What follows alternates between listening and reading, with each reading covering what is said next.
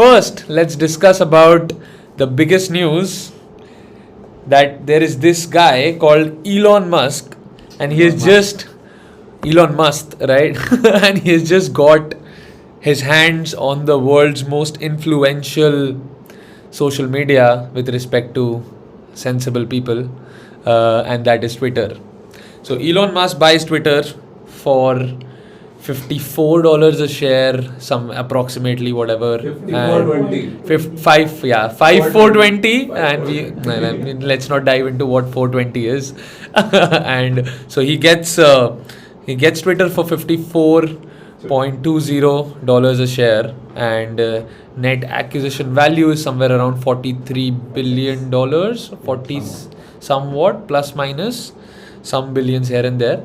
So that is the big news today, and so I would like to hear what do people think about this acquisition, right? Like, what kind of changes do you expect? First of all, in Twitter, apart from the like we all know about the edit button, but so if anyone has a thought on that, what do you expect as the biggest change once Elon is in? I'll jump in. Yeah. So I think I was listening to this guy's, post kind of pre-acquisition. He was just talking about on a TED talk that, what does he want? What does he plan to do? And heard some very interesting stuff.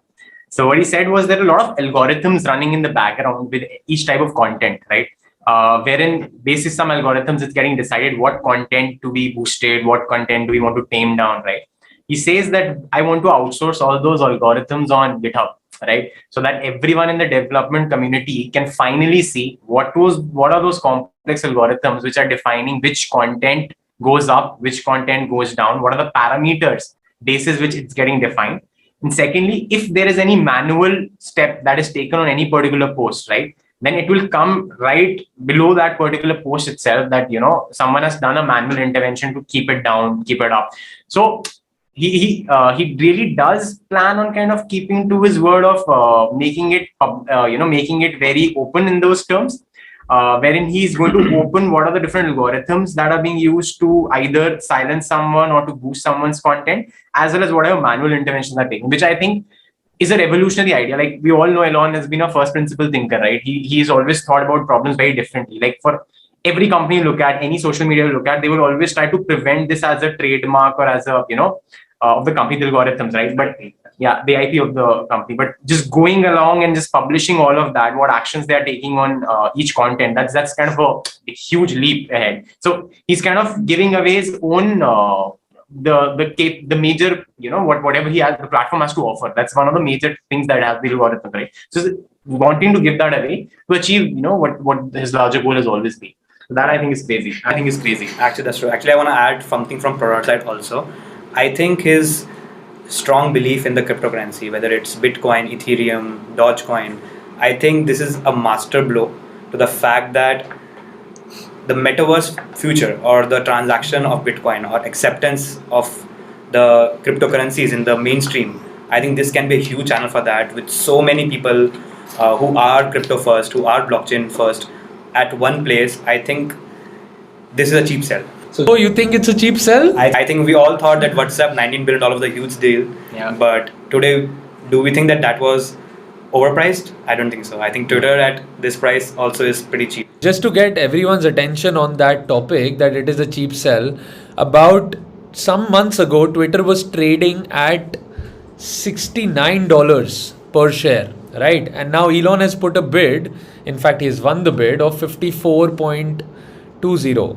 Right? And so he gave a very open dhamki or a threat that if this takeover doesn't happen, hostile takeover doesn't happen, then he will dump all his 9%, 9.2%, whatever shares, and that would drop in value.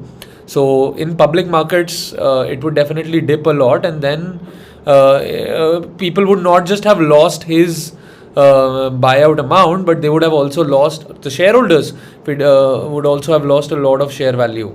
So I don't think so that if there is I don't think so if Parag, that is the existing CEO, or the board has any person who is capable enough to take it back to that $69 value, they should even that thought should have even occurred that they alone could pump it up so much as to match the offer or probably overpower the offer, because his offer was 30% to 35% upwards of the existing share price. So not very sure if it's a cheap sell. I mean that price comparison is not right when it comes to Instagram, because the thing is that the Twitter as a product is broken, which was not the case with Instagram. I mean, you had revenue, you had ad revenue, you had consumers there, and the problem is that with Twitter, a lot of a major issue that people have been talking about, that Twitter as a product is broken in the sense that the revenue is not there. The reason why the shares have been trading low is one of that reason, that as a company they have invested a lot in R&D and acquisition, like company acquisition and everything, but they were not able to solve the revenue part of that equation, and that bot scam and everything has already plagued the Twitter. Like Elon Musk only tweeted that these are the list of top people with most following on Twitter, but they haven't tweeted in the past 6 months or so. Yeah, that is very true, but I'm not very sure if the revenue has not grown. If you look at the annual charts of last 5 years, and I think Saransh can back me up, I think we were looking at it together, the revenues have definitely scaled up.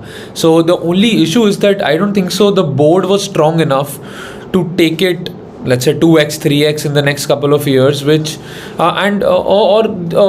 they could have offer shopped as well, right? Like, I mean, that's definitely a challenge that's going to come. Like how to improve that. I mean, if you're seeing the growth of Twitter as the revenue, then you have to compare it with something in order to see if it has grown or not.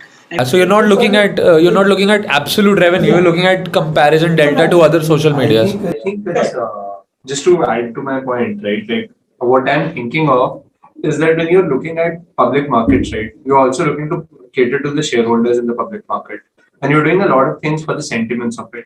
If they're sitting out of California, and the most people who are holding stock of Twitter are sitting out of California, they're going after the leftist people, and their voice is being put on a loudspeaker, and those are the algorithms that are being written. But if you compare it with something like taking it public, right? Like I think what shareholders, like taking it back private, what shareholders, like what the board saw and CEO saw, and even the Jack Dorsey kind of tweeted, right, like the founder of Twitter, that he saw an opportunity of actually making Twitter what they initially thought of, like a freedom of speech, and that's where everyone is excited about.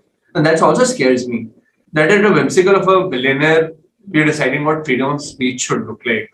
I mean, there are some opinions that shouldn't be heard, right? Like Ted Bundy's opinion is not something which I would want to hear or on open. So, not each, like, I remember Aristotle's quote here, like I read, not everyone's opinion is the same.